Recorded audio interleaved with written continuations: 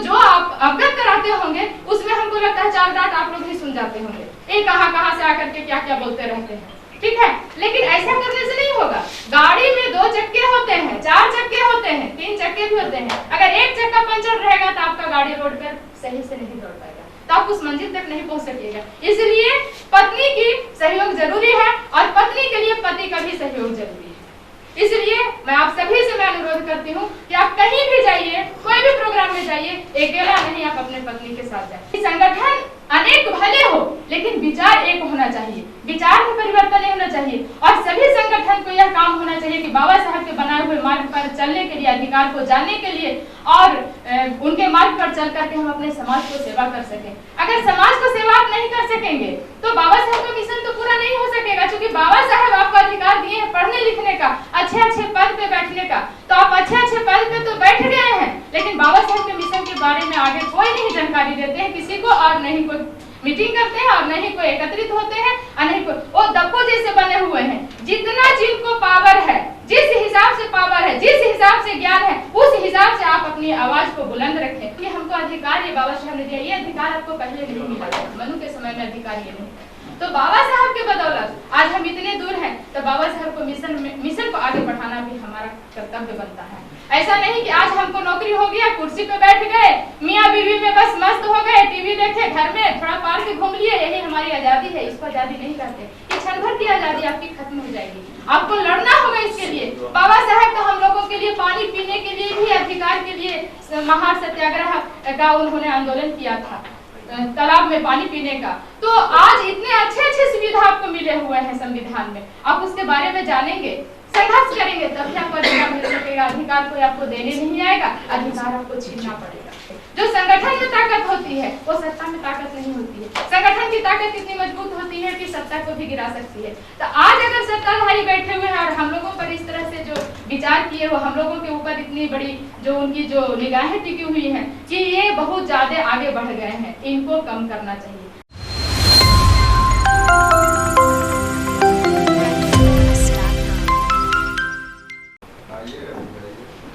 तथागत भगवान बुद्ध एवं परम पूज्य बाबा साहब के चरण कमलों में सादर नमन करते हुए आप सभी तमाम हमारे भी बंधु, भीम बहनाएं, जितने भी उपस्थित हैं, सभी को हमारा जय भीम नमो बुद्धाय। आज बहुत ही अच्छा लग रहा है यह देखकर कि हम लोग एक जगह अपने समाज के लोग जो भी हैं सभी मिलकर हम लोग एकत्रित हुए हैं कुछ अपने विचार को साझा करने के लिए।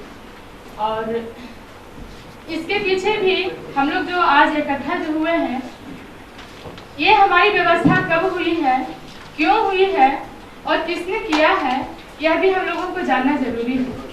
क्योंकि पहले की जो व्यवस्था जो थी, हम लोग एक दूसरे से मिल नहीं सकते हैं, हम लोग एक दूसरे के बारे में कुछ जान नहीं सकते हैं।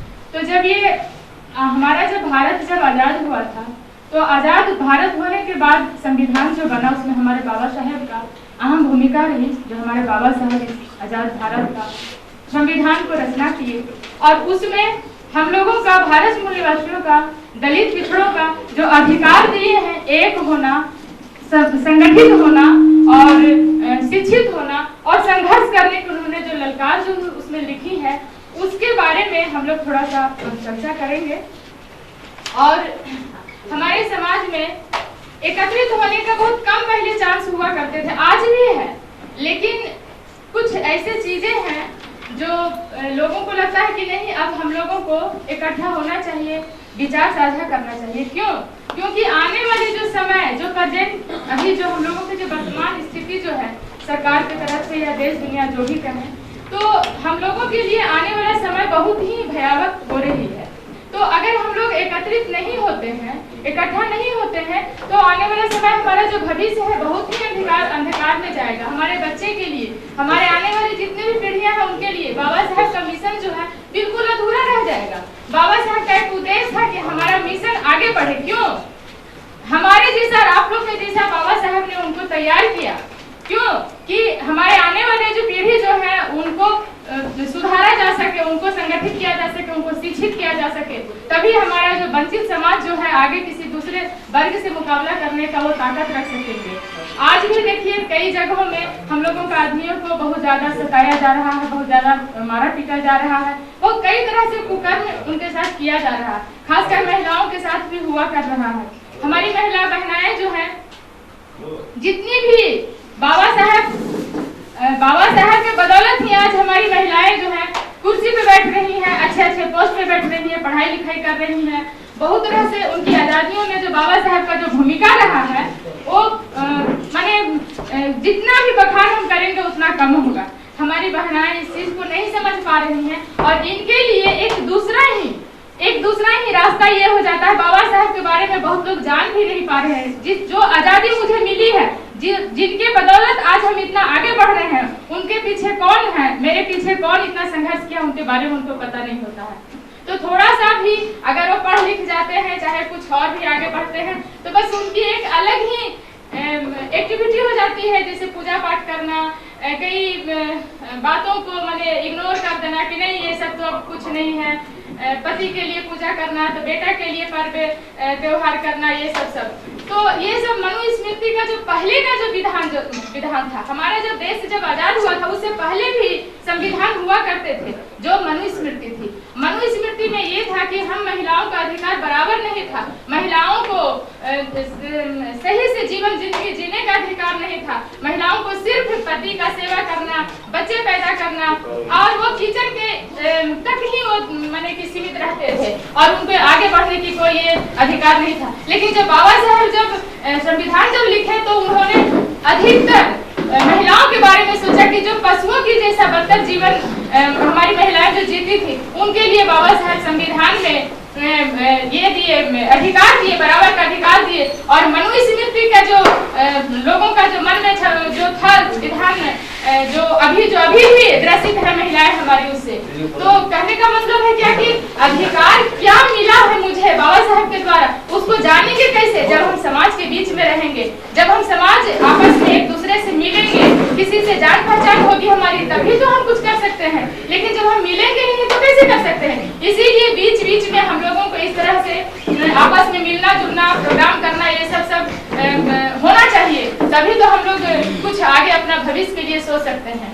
तो कहने का मतलब है कि मनुस्मृति जो पहले जो था, तो सभी को जानते होंगे कि मनुस्मृति में महिलाओं का क्या भूमिका रहती थी और अभी क्या है। तो अभी वर्तमान समय में जो देख रहे हैं कि मनुस्मृति की थोड़ा बहुत झलक हम लोगों के बीच में आ रही है। जो लोगों की मंशा है कि मनुस्मृति को लागू किया जाए, अभी संविधान को खत्म किया जाए। जैसे में अभी कुछ दिन पहले जो हाथरस कांड जो हुआ था, उसमें रातों रात लाश को जला देना, ये सब क्या है? ये सब मनुस्मृति की ही झलक है जो हम लोगों के प्रति ही किया जाता है। आज भी हम ये बताना चाह रहे हैं कि आज होलिका दहन दिवस जो है, आज लोगों के लिए हिंदू संस्कृति के अनुसार जो है होलिका दहन दिवस मनाया जा रहा है। लेकिन हम लोगों के लिए क्या है? हम लोगों के लिए होलिका शहादत दिवस है, क्योंकि होलिका जो थी हमारी ही बहु बेटियां, हमारे ही समाज की बहु बेटियां थी, जिनको की जलाया गया था। वो हिरण्यकश्यप की बहन थी, वो राजा हिरण्यकश्यप थे, जो यूपी में हरदोई जगह का नाम है, उनकी बहन थी वो। और ये होलिका, उनका हस्बैंड का नाम इलोही था। इलोही, उनका शादी लग चुका था, शादी बारात आने वाला था उनका उस दिन। और ये प्रहलाद को विष्णु के द्वारा, जो आप लोग सब लोग जानते होंगे, विष्णु के द्वारा जो है उनको जो माइंड को ये अलग कर दिया बाप माने मम्मी पापा उनके परिवार से, और विष्णु के बात पर वो चलते थे और अपने पिताजी को इग्नोर करके चलते थे। तो जिस दिन शादी हुआ था, शादी होने वाला था, बारात आने वाली थी, उस दिन जो है भोजन लेकर के होलिका जो अपने भतीजा के पास, अभी भी देखते होंगे कि घर समाज में बेटा भाई भतीजा जो है बहुत प्रिय होते हैं बुआ के लिए, तो उस समय भी हुआ करते थे ये सब चीज।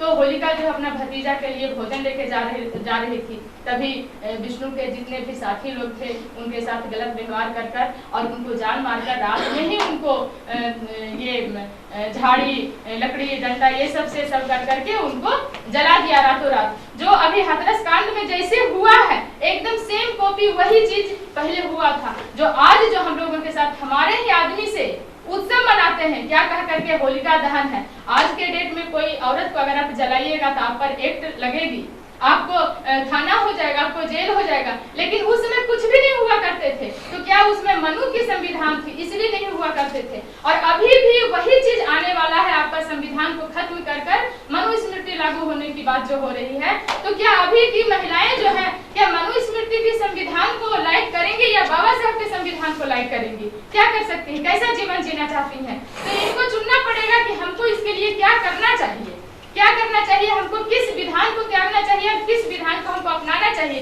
तो इसके लिए हमारा देवी देवता कौन हुए, बाबा साहब हुए या मनु हुए? तो मनु जिनके लिए थे उनके लिए अच्छे हैं, लेकिन जिनके लिए बाबा साहब जिनके लिए किए हैं वो बाबा साहब तो उनके लिए देवता के समान होंगे। तो मैं बाबा साहब और भगवान बुद्ध के शरण में क्यों नहीं जा रही हूँ? बाबा साहब के अधिकार के बारे में मैं क्यों नहीं जान पा रही हूँ? क्योंकि मेरा समाज बिखरा हुआ है, मेरा समाज एकत्रित नहीं है। आज अगर हम किसी को बोलेंगे कहेंगे ओ ये भीमसेना का आदमी है, ओ भीमसेना का, ओ मूल निवासी का आदमी, इस तरह से कर कर के लोग बटे हुए हैं। लेकिन आप इतना जानिए कि जितने भी अनेक दल बने हैं, अनेक संगठन जो बने हैं, वो बाबा साहब का ही देन है। बाबा साहब आपको संगठन बनाने का अधिकार दिए थे। वो 1942 में बाबा साहब जो है संगठन ऑल इंडिया SC/ST माइनॉरिटी का जो ओबीसी का जो संगठन बनाने का जो उन्होंने जो ये किया था, वो 1942 में संगठन को बनाने का अधिकार उसमें दिया है बाबा साहब ने।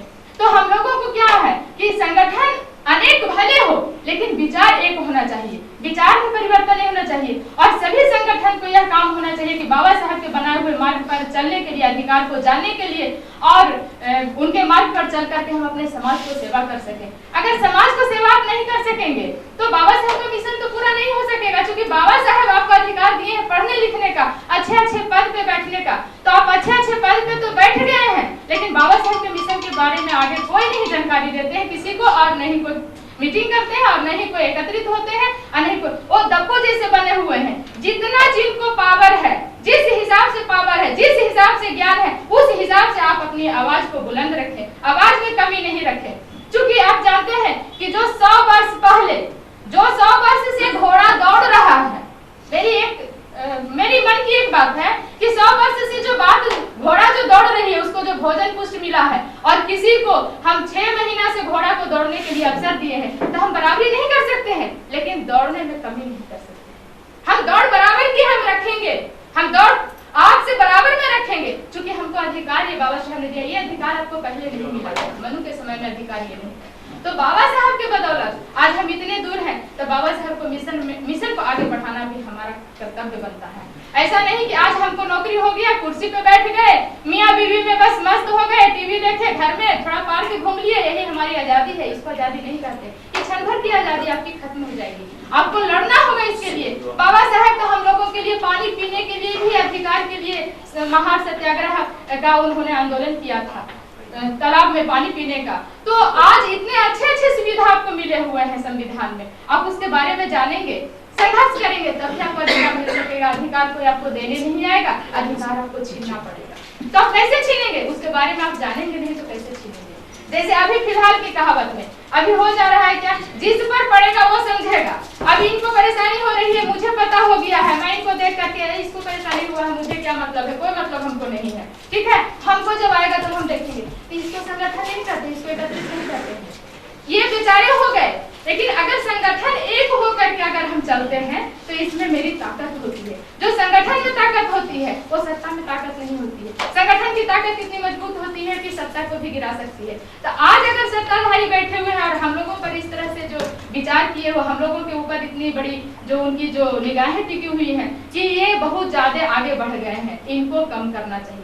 जैसे किस हिसाब से कम करना चाहिए, कभी लेटरल एंट्री में सेक्रेटरी का बहाली करते हैं वो बिना कुछ इंफॉर्मेशन का, उसके बाद फिर आपका आउटसोर्सिंग का जो बहाली जो करते हैं उसमें भी आपका आरक्षण को खत्म कर रहे हैं। उसके बाद शिक्षा नीति का हो गया, प्राइवेट का हो गया, प्राइवेटाइजेशन जो सब जगह में जो कर रहे हैं। तो इससे क्या है, आपको आरक्षण मिलने वाली नहीं है। ये आरक्षण को खत्म करने की एक नीति उन्होंने अपना रहा है। जो आपका संविधान जस का तस रखा हुआ, आपका संविधान को नहीं छेड़ रहा, क्योंकि वो जानता है कि अगर हम संविधान को छेड़ेंगे तो बवाल होगा, गृह युद्ध हो जाएगा। इसलिए संविधान को नहीं छेड़कर वो अपना साइड से वो अपना वो नियम को लागू करके आपको सभी जगह का आरक्षण को खत्म किया जा रहा है। तो इसमें हमको क्या करना होगा, हमको जितने भी ओबीसी एससी माइनॉरिटी के लोग हैं, SC ST जाति के लोग हैं सभी को जनसंख्या के अनुपात, जनसंख्या के अनुसार हम उनमें अपनी प्रतिनिधित्व करने का अधिकार को मांग करेंगे, तभी मेरा कुछ हो सकता है। क्योंकि हमारे समाज के बारे में जितने हमारे लोग जो सोचेंगे वो दूसरों से हम उम्मीद नहीं कर सकते हैं, ना वो प्रतिनिधित्व की मांग कर सकते हैं। उसके बाद हमारे समाज के जितने भी लोग हैं सभी लोग ईमानदारी पूर्वक जो है, ईमानदारी पूर्वक एक होकर, एक विचार होकर इस लड़ाई में हम खड़े उतर सकते हैं और एकत्रित होकर, संगठित होकर हम लोग इस मंसूबा को भी, अपने अपने अधिकार को भी हम छीन सकते हैं। और हमारी जो महिलाएं हैं, इसमें महिलाएं भी हमारी बढ़ चढ़ के भाग ले सकती हैं और तमाम सभी बुद्धिजीवी वर्ग के हमारे लोग सभी हैं, सभी भाइयों से मैं अनुरोध करूंगी कि जो भी प्रोग्राम होता है उसमें आप पत्नी को अपना जरूर ले जाइए। क्योंकि इसलिए ले जाइएगा कि पत्नी जो आपकी जो है वो हमको लगता है कि वो मनुस्मृति का विधान से जितना ग्रसित है उतना बाबा साहब के विचार से वो अवगत नहीं है। तो जो आप अवगत कराते होंगे उसमें हमको लगता है 4 डांट आप लोग भी सुन जाते होंगे, ये कहाँ से आकर के क्या क्या बोलते रहते हैं, ठीक है। लेकिन ऐसा करने से नहीं होगा। गाड़ी में 2 चक्के होते हैं, 4 चक्के होते हैं, 3 चक्के भी होते हैं। अगर एक चक्का पंचर रहेगा तो आपका गाड़ी रोड पर सही से नहीं दौड़ पाएगा, तो आप उस मंजिल तक नहीं पहुंच सकिएगा। इसलिए पत्नी की सहयोग जरूरी है और पत्नी के लिए पति का भी सहयोग जरूरी है। इसलिए मैं आप सभी से मैं अनुरोध करती हूँ कि आप कहीं भी जाइए, कोई भी प्रोग्राम में जाइए, अकेला नहीं, आप अपने पत्नी के साथ जाएं और घर में आकर के इस बात को, विचार को रखें और डिस्कस करें, अपने समाज से भी करें और लोग अगल बगल में अच्छे वातावरण को भी रखें और खुद भी सुरक्षित रहें, लोगों को भी सुरक्षित रखें। और मैं क्या बताऊं, जो देश दुनिया की जो बात है, हालात है, वो आप लोगों से छिपा हुआ नहीं है, तब है, कमी है हम लोगों में है कि हम लोग इकट्ठा नहीं होते हैं, एकत्रित हो और अब एक दूसरे को हम लोग पहचाने, जाने। और विशेष में क्या बोलूं, और भी लोग हैं, मैं अपनी वाणी को मैं विराम देती हूँ। जय भीम, जय भारत।